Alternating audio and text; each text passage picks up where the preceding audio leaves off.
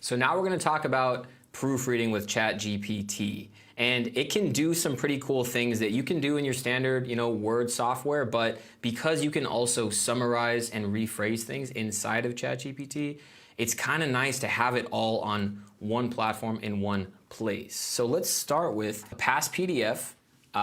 This is a course release strategy for a previous course. So what I'm going to do is I'm going to copy all this text and I'm going to paste it into ChatGPT, and I'm going to say, actually, we're going to see that there's some spelling errors here and here. So what I first want to start with is fix all grammar mistakes in the following text.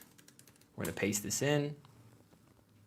So as you can see, as it's typing this out, it fixed our spelling errors that we had here, here, and it also went ahead and removed the duplicate that we had here.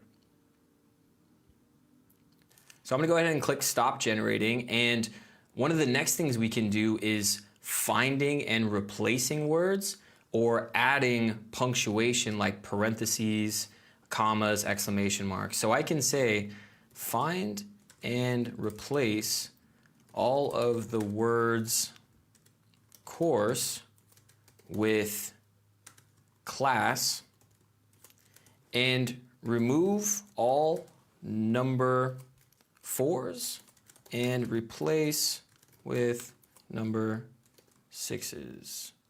So we're probably not going to do that specific thing, but this will just show you how it can dynamically go in and save you a lot of time and energy of doing it yourself.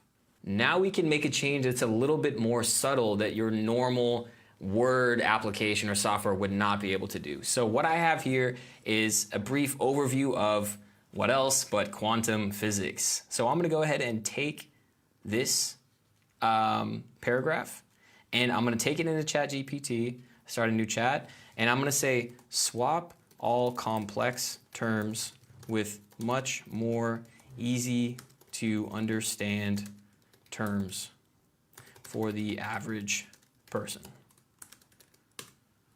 And instead of going in and directly replacing specific words that you don't want, it's using its understanding of the words and swapping out more difficult terms for something that would be more digestible for the average person.